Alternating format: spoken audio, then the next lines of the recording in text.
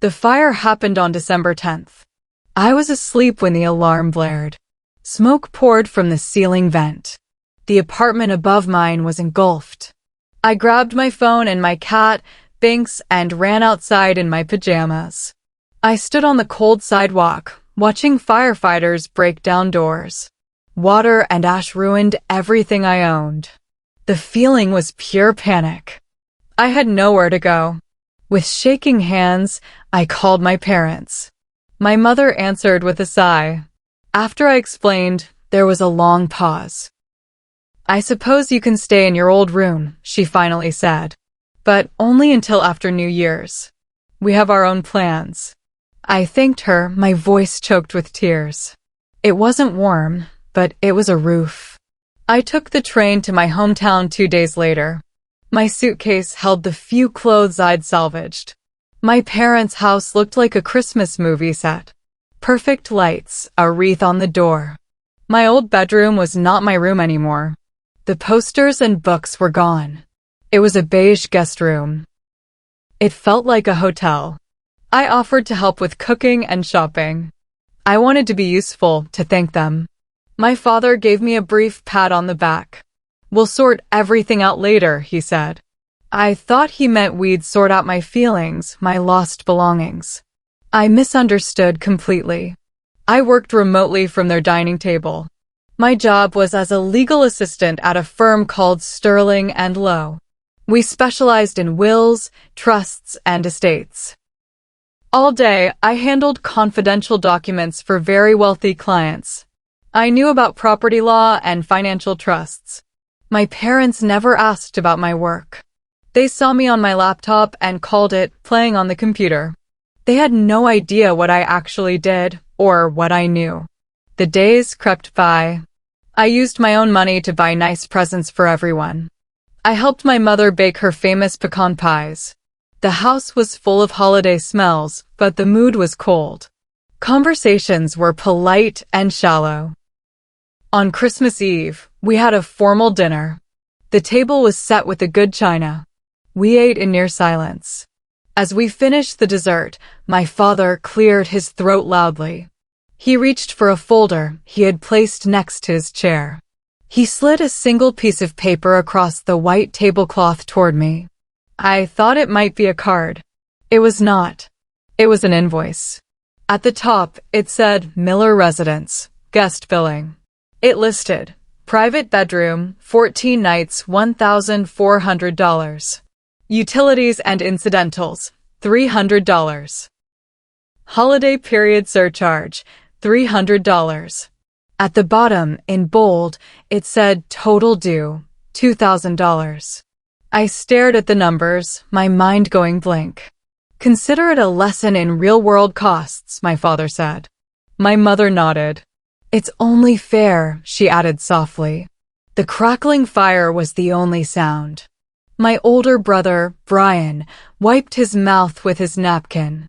"It's actually a pretty good deal for a private room," he said, as if he was giving me financial advice. I looked at their faces. They were completely serious. My Christmas gift, after losing my home, was a bill for $2,000. A hot shame washed over me, followed by a sudden, icy calm. I carefully folded the invoice in half. "I understand," I said, my voice steady and quiet. I went upstairs to the guest room. I did not cry. I opened my work laptop. I logged into the secure server. I pulled up the files for my grandmother's trust. I was the sole beneficiary and the administrator. My parents always called it Grandma's knitting money. They had no interest in it. But with careful management from our firm's partners, it had grown into something significant. I opened a new document. I began to type a very formal, very precise letter. At 9 o'clock on Christmas Eve, I made a call. I dialed my boss, Mr. Sterling, at his home. I apologized for the late hour.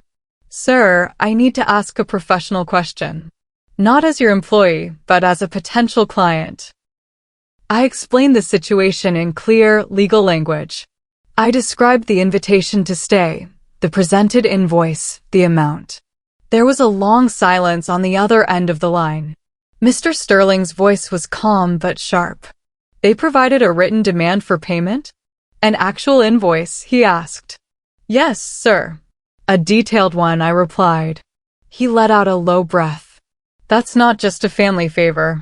That establishes a landlord-tenant relationship. It changes everything legally. Email me a scan immediately. Also, send me the full documentation for your grandmother's trust. Let's review all the assets. I thanked him and ended the call. I scanned the invoice with my phone and sent it. The process had begun. Christmas morning was painfully awkward. They acted like nothing had happened. I handed out my gifts. I gave my father a soft cashmere sweater. I gave my mother a bottle of very fine champagne. They gave me a single, vanilla-scented candle. For your new apartment whenever you find one, my mother said. I smiled and said thank you. I did not mention the invoice. I said I needed some fresh air and went for a walk in the snowy park.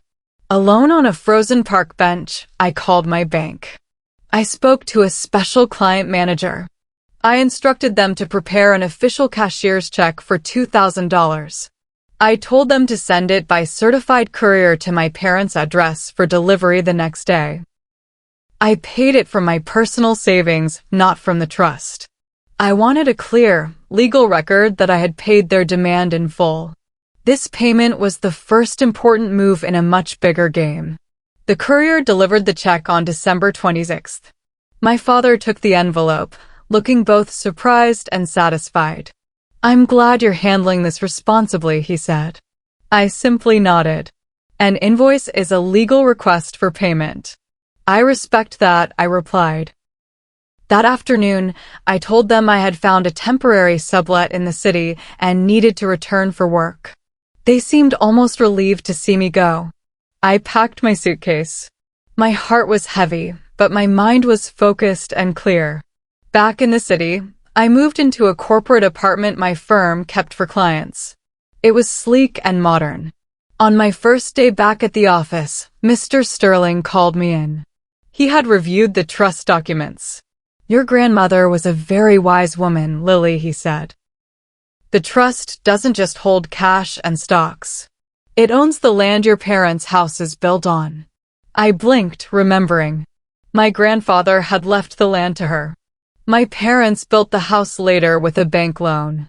Mr. Sterling explained further. They own the structure, the house itself. But they lease the land from the trust. The lease is a symbolic $1 per year agreement. It was a family kindness. But legally, it's a binding ground lease.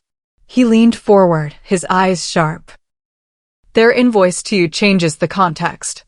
They chose to make your family relationship a business one. That gives us the right to reassess all existing family business arrangements, including this lease. The first legal letter went out on December 28th. It was on the firm's official letterhead. It was addressed to my parents. It stated that the trust, under my administration, was conducting a routine review of all its assets and contracts. It noted that the ground lease for their property was decades old and did not reflect current market value.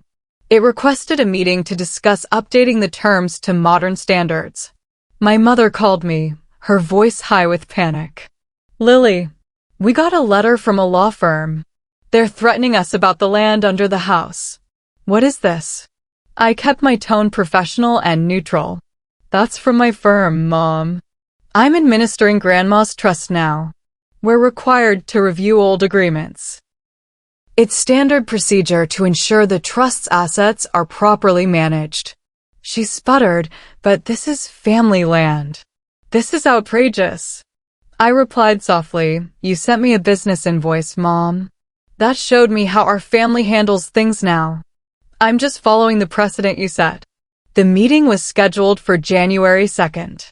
Mr. Sterling offered to handle it alone, but I asked to attend. I wore my most professional suit. My parents sat across the polished conference table, looking small and confused. Mr. Sterling was polite but formidable. He presented research showing that current market rate ground rent for their plot of land was approximately $800 per month. He showed them comparable properties and rates. My father's face turned deep red. This is insane. You can't do this. We're family. Mr. Sterling didn't flinch. You issued a formal, itemized invoice for housing a family member in crisis. You chose to establish a business relationship. The trust is now managing its business relationship with you. We are simply aligning terms with fair market value. He then slid a copy of their Christmas Eve invoice across the table. You taught Lily about the real world. She is applying those lessons.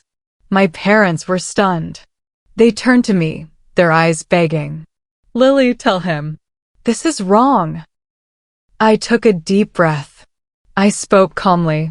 As the administrator of the trust, I have a fiduciary duty. That means a legal duty to manage the trust's assets responsibly and for my benefit as the beneficiary. Offering a lease at a $1 rate is not responsible management. It would be a violation of my duty. I was using their language, duty, responsibility, business. Mr. Sterling presented the two options. You can enter into a new, long-term ground lease at a fair market rate, which we are willing to set at a discounted $300 per month. Or, you can purchase the land from the trust at its current appraised value. He told them the appraised value. The number was so high my father physically paled. They could not afford to buy it. Their house was sitting on land they did not own, and the owner was me. Weeks of tense negotiations followed. My parents hired a lawyer who pleaded for family mercy. Mr. Sterling stood firm on the principle of fiduciary duty. He repeatedly pointed to their invoice as proof that financial fairness was a family value. Finally, a settlement was reached. They would sign a new 30-year ground lease at $300 per month. The trust would forgive any back payment for the increased rate. It was a legal victory for the trust. The signing ceremony was quiet and grim. My parents would not look at me. As they gathered their copies, my mother leaned close. Her whisper was full of hurt. You have destroyed this family. I felt a sharp pain in my chest, but I did not bend. No, I said quietly, just to her. You broke it when you handed me that bill. You turned my homecoming into a transaction. I just completed the transaction you started. I returned to my life in the city. The trust now had a steady monthly income. The real consequence hit in March. My brother, Brian, was trying to get a small business loan. The bank examined his finances thoroughly. They looked at his assets and his family's liabilities. They discovered the new ground lease, a $360 annual expense for his parents that affected their long-term financial stability. This, in turn, affected Brian's financial profile as a potential cosigner. The bank denied his loan application. His plan to open a specialty auto shop fell apart.